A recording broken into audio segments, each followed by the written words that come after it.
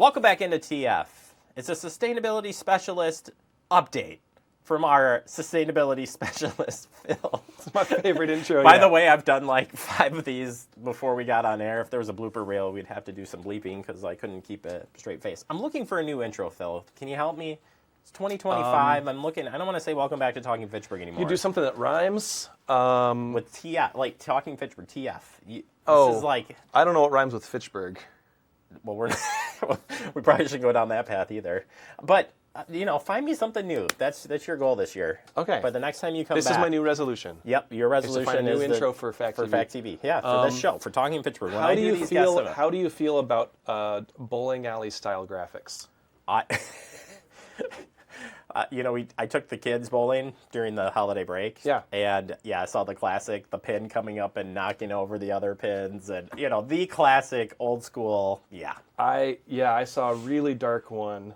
Without going into too much detail, it involved the bowling ball as Anakin and the bowling pins as all the little young Jedi in the temple.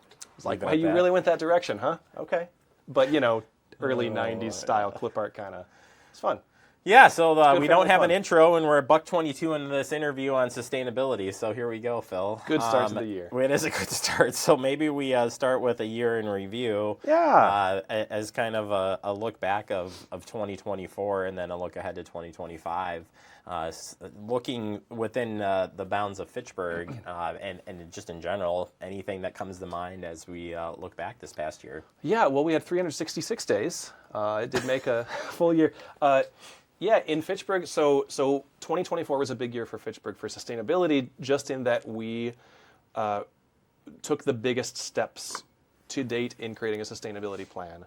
So this is something that we've talked about before in the segment. I know that Fitchburg has done a lot of really good things in terms of approaching sustainability, but always a little bit disjointed, disconnected, not necessarily with a broader strategy and vision and direction in mind. So the sustainability plan is really going to go a long ways towards helping us to focus better and make sure that we're identifying kind of that intersection of what's the low-hanging fruit that we can achieve easily, but also have great impacts. This is an area of real need that we've identified. So we got the sustainability plan last year to the point of a final draft.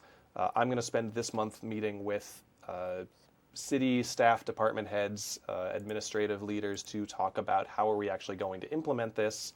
How do we kind of break this into bite-sized chunks and organize it in a way that it feels very approachable and logical. And we want to make sure that once this gets passed through council, hopefully next month we'll start that process. But then once it gets passed, we hit the ground running, and then we don't have to sit down and say, how do we do this all? Because it's a lot. It's a very ambitious plan. So 2024, we did that. We also bought the city's first electric vehicles, 2 Ford Lightnings for the Public Works Department. But we added 4 more in 2024. So we tripled the size of our EV fleet. We're making a lot of good progress there. We've got more vehicles identified. That fleet is now going to start growing at a much more robust pace. So a couple of really big, obvious wins right there in 2024. If you zoom out globally, there was a lot of really good, a lot of really bad. Of course, we know climate change is still happening. It's probably set to be the hottest year on record. We expect to keep saying that for a while now. But we also had some international agreements to invest hundreds of billions of dollars in climate development, particularly in developing countries. So there's a lot of international cooperation on positive solutions as well. I've seen things. I don't know that anything is up at scale yet to where you can implement it on an industrial level. But I've seen in the last couple of years things about people finding particular types of fungus that can actually digest plastics and break them down into component elements. This would be huge if you could find something that could break down plastic waste so that it's not just, either it's recyclable or it just lives on forever in a waste pile. I've seen things about potentially new technologies that could, at a more rapid level, actually extract carbon from the air, which would be massive for decreasing the decreasing the amount of CO2 that's in the atmosphere, contributing to the greenhouse effect. So there's some really positive things happening as well, and we just kind of keep focusing on those. And as I get older and hopefully wiser, I really hope wiser. I'm not really sure on a week-to-week basis, but fingers crossed. really trying more to look for those wins on a global level and then focus just on what I can do individually. And that's kind of where I'm trying to set more of my 2025 goals is not really think about what am I individually going to do to save polar bears. And, obviously we want to help things on a global level, but I, right now, in my capacity, don't have that ability. I'm not president of the world right now, so I can't act President globally. of the world. That sounds like a really good title, Phil. Give me like 10 years. 10 Check years. back with me in 10 years. Oh boy. But yeah, really trying to find things I can do at my own level that are achievable, that feel like they're making an impact, and kind of give me that motivation to then go to the next step. Well, I think this lays into our next topic area, which is resolutions, so sustainability resolutions. So if you're kind of looking, for some new ideas or some ways to kind of kick off 2025 with, new sustainable goals, whatever that could be, where would you suggest somebody start? Oh man, I can think of like one place, like the Green Newsletter. Oh, wow, like we have a that, green newsletter. That's right. I Thanks for mean, reminding that's me. like a really good one, like to just invest in staying up to date. Yeah, absolutely. So we do a green newsletter. If you go to the City of Fitchburg website, you can look for Green E-News. We've got several years of those archived, but also put out a new one every couple months. I'll have another one in the next week or two for January and February of this year. So that contains updates on just sort of goings on in Fitchburg and the surrounding community, sometimes some broader national or international sort of news sustainability items, but also some helpful tips. Things like you mentioned you've just talked with Ben Schulte about Saltwise Week. So one thing that's regularly in our winter Greenie newsletter is talking about reducing your winter salt use, trying to make sure that we're reducing the amount of salt that we're putting into our local water bodies.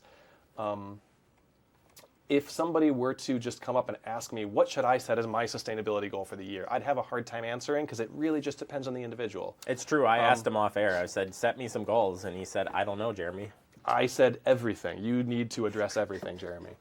Look in yourself You know, and then go. for you, it might be that you have a really drafty home and addressing things like insulation, air sealing, that's something you can do. Maybe you travel a lot and you can look into whether you can do more carpooling or invest in a lower emissions vehicle or do more teleconferencing instead of driving or flying. Even, there are things you can adjust with traveling to have a lower carbon footprint. Perhaps you have a ton of water use at your home, and you can cut back by planting more plants that are, it's called xeriscaping, that you don't have to irrigate because they're just adapted to local water conditions, so that they don't need water constantly. Low flow water fixtures. Maybe you do a lot of shopping at big box stores, and one thing you can look at is trying to shop more locally. There are just so many different areas that could be approached, and it kind of depends on where you feel like you can have an impact, and it's also something that you're going to be motivated to keep up with it. What about so I've transformed myself with some weight loss last year, and one of the things that I found fascinating that really that I just got behind that helped do it was weighing myself every day. Never did it. Yeah. Never cared. I didn't want to know. Sure. But as I was going through the process, every day became sort of like a game.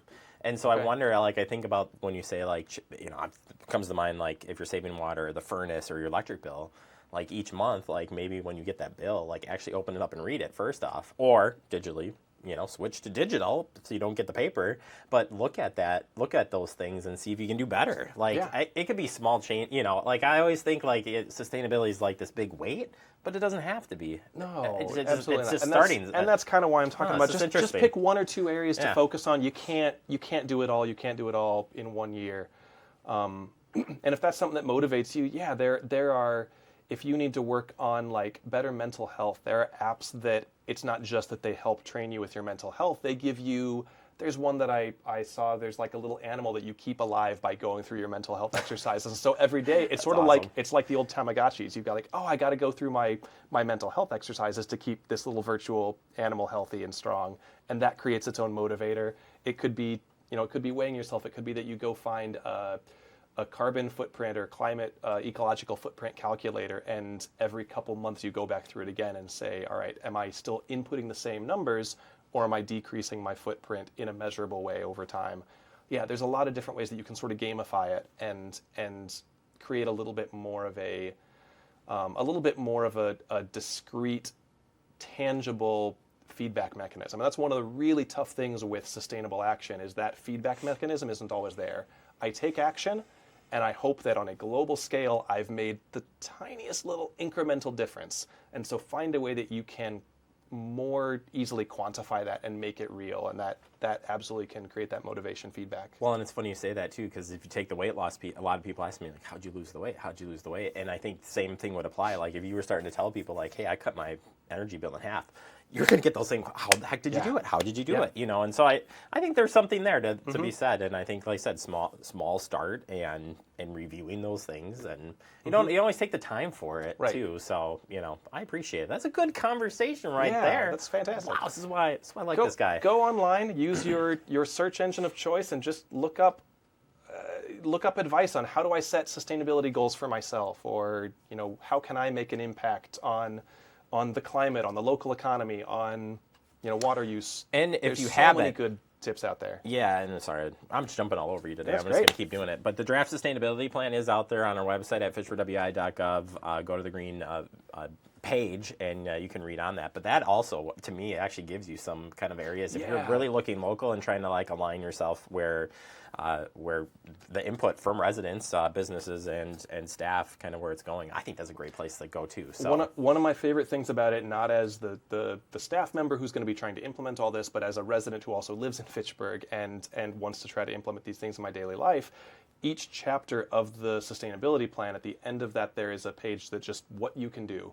And it's a really nice addition to be able to address this, not to the staff charged with implementing this, but just everyone else on a daily basis. How do I also be a part of this? How do I contribute to this? That's really nice to have in there. Absolutely go check it out. All right, Phil. Well, I appreciate the help as always. Happy New Year to you. Happy and New Year. Your homework assignment, find me a new intro. I expect to see that. You back can here in incorporate February. math.